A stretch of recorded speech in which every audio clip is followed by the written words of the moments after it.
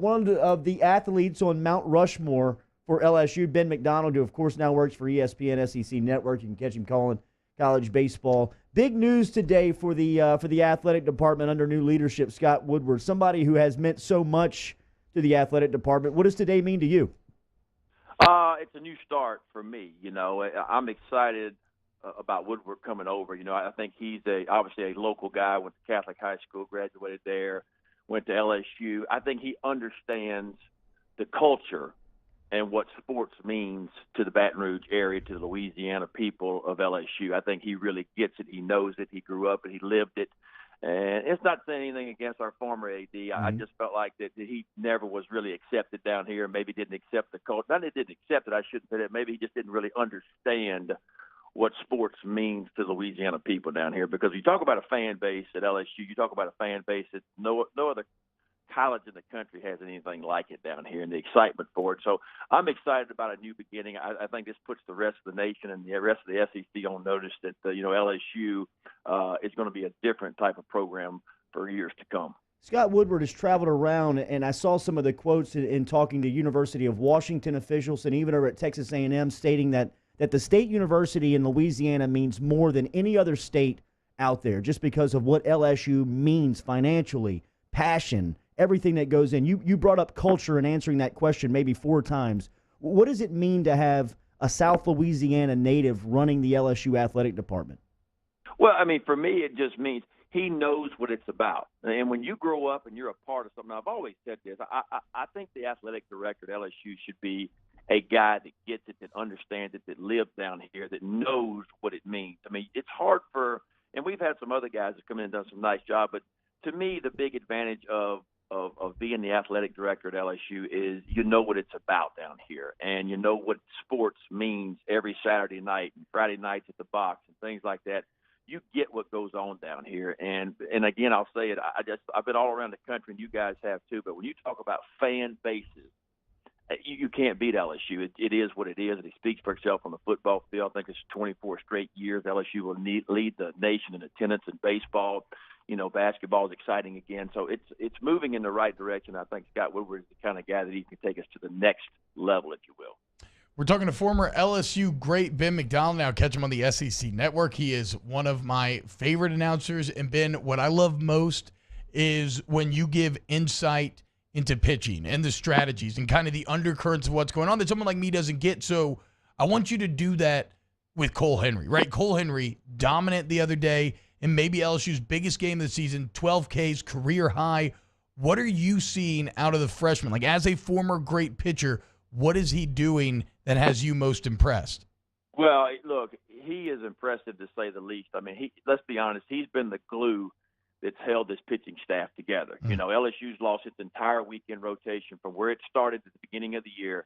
We didn't have one guy pitch this past weekend. Hill was out, Marceau was out. Of course, Hess didn't start either. So we've had 3 new guys step in. But this kid has stepped in. And look, he's just a freshman, but certainly doesn't pitch like one. And when you look what he does, it's not the velocity of the fastball because we see a lot of guys that can throw as hard as he can. But what he has is that sinking action. I know you guys seen it. He can take a 2-seam fastball and really sink it down the zone. It's got extra movement that you just can't really teach. And then he can elevate when he wants to and come up with the 4-seam fastball to strike you up letter high. But the breaking ball, to me, is a difference maker for him. When he's landing that breaking ball, like it's one of those ones that just hurts your feelings. You're not going to even swing it a lot of times. And so and another thing that really impressed me for a freshman is he didn't walk many guys. I mean, he just pounds the strike zone from the beginning. He puts the hitter on the defense right away, and his stuff is way above average.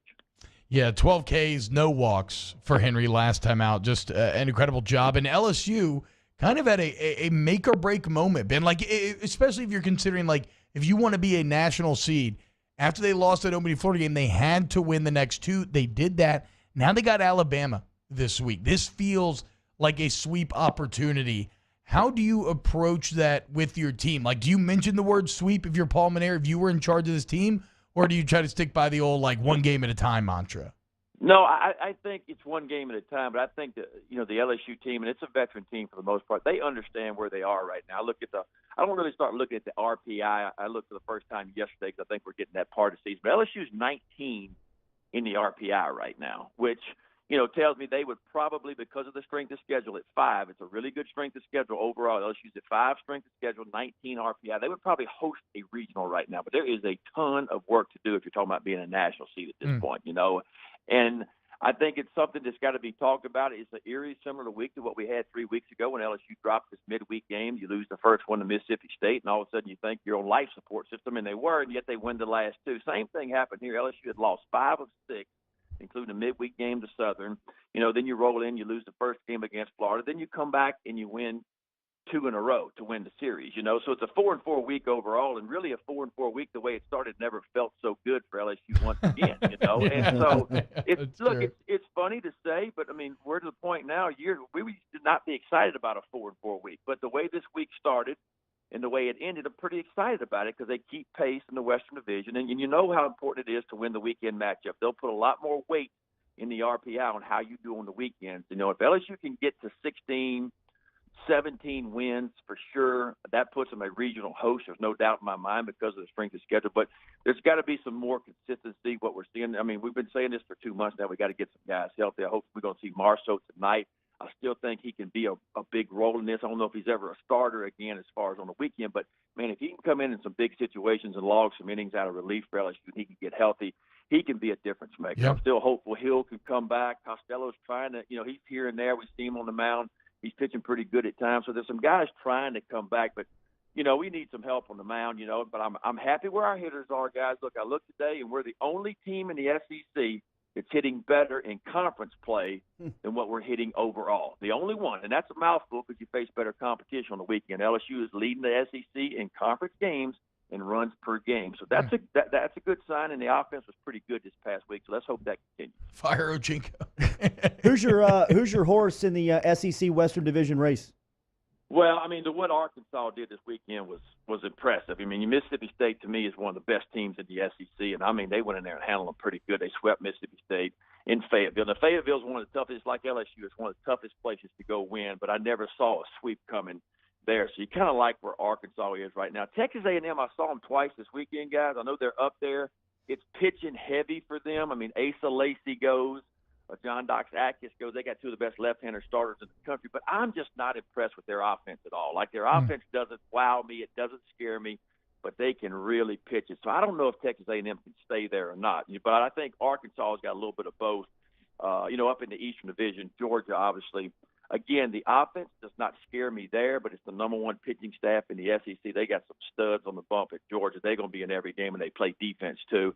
And Vanderbilt's a very complete team. I don't think they're going anywhere either. So you talk about national seeds right now. It's Georgia, it's Vanderbilt, it's Arkansas for sure. And look, Tennessee's making a little bit of noise too. Don't sleep on them. Let the record state that the old man, Dick Vitale, did not start paying attention to us on social media until Ben McDonald got in the game. We appreciate your help on that, sir. Go, Ben!